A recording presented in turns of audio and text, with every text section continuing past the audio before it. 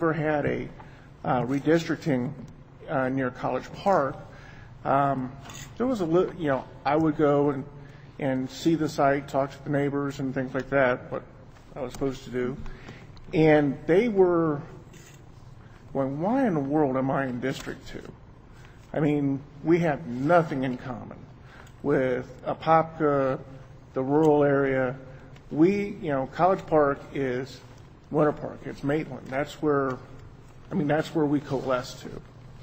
And I had to agree. And then Ocoee, which was in District 1, was very similar to Apopka. And not just with the people, but also with the geography and the land and the impacts, the natural impacts that development has, on the surrounding areas. So when someone talked about gopher tortoises, or someone talked about the woodpeckers or what have you, I understood that because that's what, Ocoee's got the same topography and everything that Northwest Orange County does. And I grew up in Pine Hills, and Pine Hills went through an awful slide economically and socially in the 60s, 70s, and early 80s until we got Commissioner Mabel Butler and District 6 was created. And Commissioner Butler and Commissioner Staley worked together to slow the slide of Pine Hills. And then when their terms ended, Commissioner Hartage and Commissioner Semler worked together to make sure the slide stopped. And now we have Commissioner Moore Russell and Commissioner Brummer working together. And that's why when you have small cities or communities, if they've got two commissioners, they have more representation and they can really, really have an impact on their future when they have two commissioners. And I think Ocoee would very much benefit from having Commissioner Brummer and Commissioner Boyd. Thank you. Thank you very much, Mr. Knox. Questions or comments for the speaker?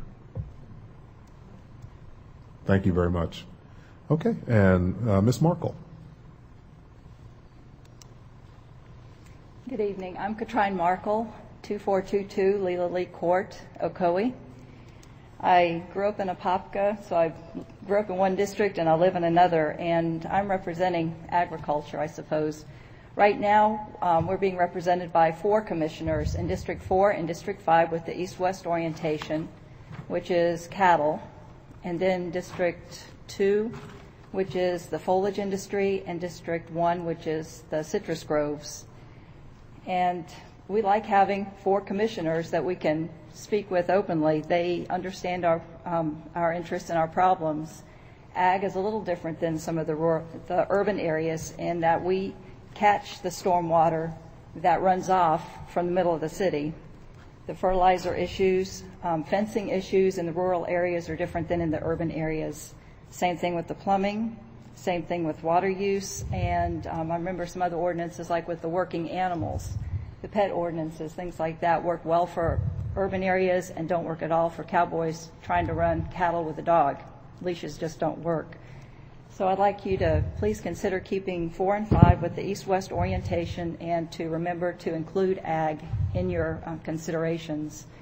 The land in Orange County that is actively being farmed, not just zoned ag, but has the ag classification, is 1/5 of the county. So that's a huge area, not so many people. There are 901 farms in Orange County, and for every dollar in taxes that residential properties pay, they use $1.34 in services. For every dollar that ag pays in taxes, they use 22 cents in services. So please, keep the ag community in mind in your considerations. Thank you. Thank you very much, Ms. Markle. Questions or comments for the speaker? Thank you very much. That's a very valuable information and a perspective we haven't heard a lot of. Never thought about the dogs and the leashes before. Okay, those are all the comment cards we have. At this point, we are at the point of our agenda where we generally move towards adjournment, but I want to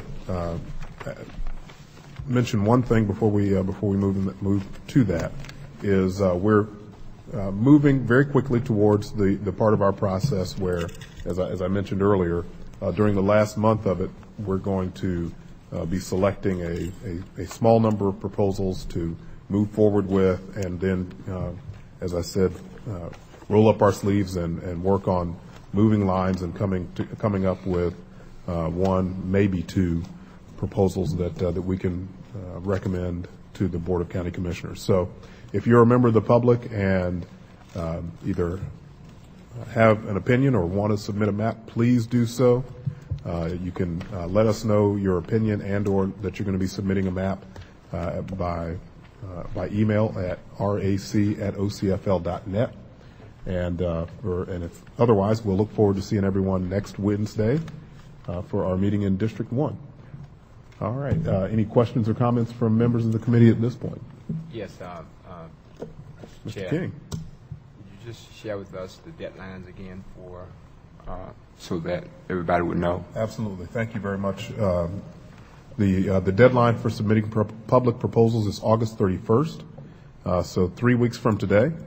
And obviously,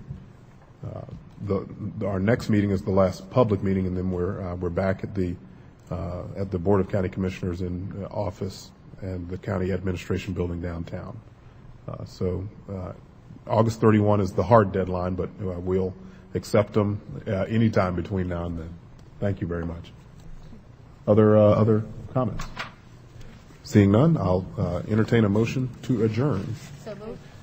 We have a motion by, I believe that was Ms. Duva, and a second by Ms. Helmuth. Any discussion on the motion?